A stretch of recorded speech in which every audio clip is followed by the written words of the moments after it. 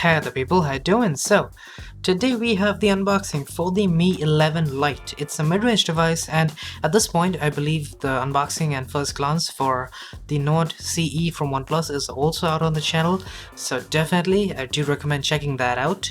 And secondly, the Mi 11 Lite, it's an interesting smartphone. It comes in at around 22,000 rupees, that's about $300. And so, without any further ado, let's get it out that box. So, taking off that lid, we first and foremost have a little package in there.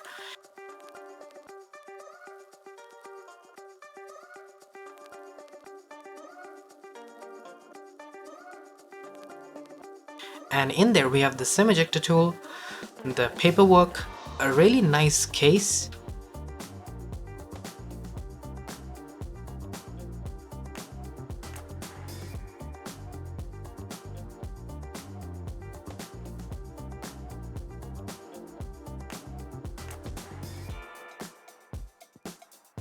and also at the very end we have a really nice headphone jack adapter.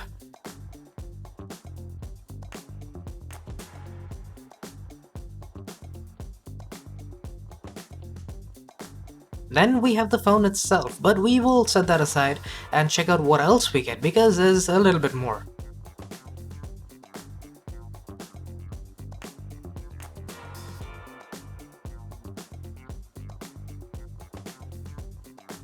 Firstly, there's the cable, USB Type-C to A.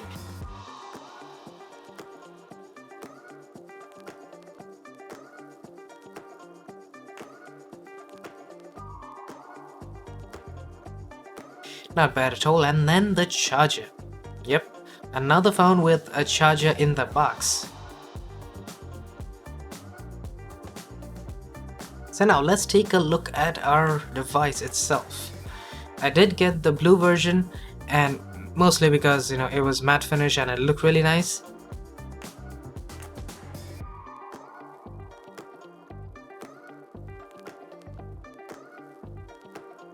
Secondly, the screen protector. I gotta remove that. And well, that's all we get in the box.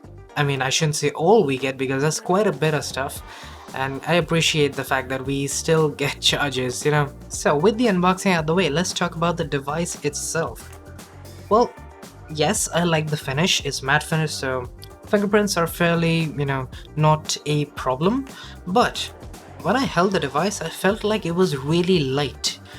Now, that kind of worried me. I thought that the back glass, which I thought was glass, was actually plastic, but that's not the case. We have a glass sandwich here. The problem is, Xiaomi decided to use plastic for their rails, so we do not have metal or aluminum rails here, rather it's plastic, and I don't know, it feels really light, and it kind of bothers me a little bit more than maybe a normal person. That could very well be the case. So what I would recommend is that even though this is just a first impression, I still feel like you should just, hold the phone in your hands, if possible, in a Xiaomi's Mi store, and then buy it.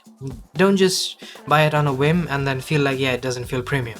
But speaking of premium, we do have quite a fantastic display here. It's 1080p AMOLED 90Hz, that's all good, but then we also have 10-bit color. Now I believe we have HDR support here as well, so you might know this already, but 10-bit color along with HDR is the perfect combination.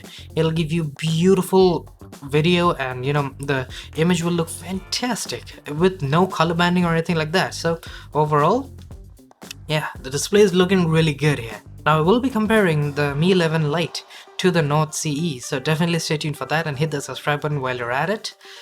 But now, design kind of a bummer for me. Display quite nice, sure, but then what about the performance? Well, here it's not the best mid-range chipset. Like I believe the Nord CE has a 750G. This one is 732G, so it'll be quite interesting to see how much performance is exactly impacted, whether or not it is even impacted at all. Is there going to be a difference or not? We'll find out soon enough. The comparisons, reviews, all of that is going to come out very soon, so definitely stay tuned for that. Oh, and by the way, content consumption is gonna be really good on the Mi 11 Lite because not only do we have a fantastic looking display, but it is coupled with dual stereo speakers. And it's actually kind of rare to see dual stereo speakers like these on a mid-range device as such. So yeah, I'm kind of looking forward to watching some Netflix here. And then we have our good old cameras.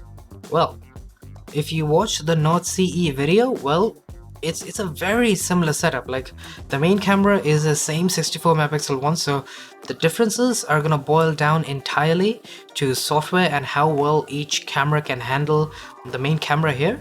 And then of course we have the 8 megapixel ultra wide.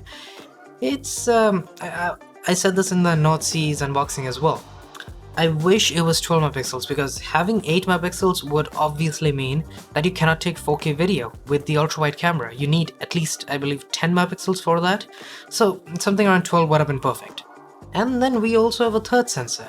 It is a 5 megapixel macro here, and you know, it's a fairly low-res macro, but I'm kind of gonna give it a benefit of doubt. I'm gonna test it out, do the camera comparisons with the Nord CE, and then I'll let you guys know exactly whether or not it really is good or bad. So I'm not gonna really judge anything based on numbers alone. So overall, it seems like a nice package.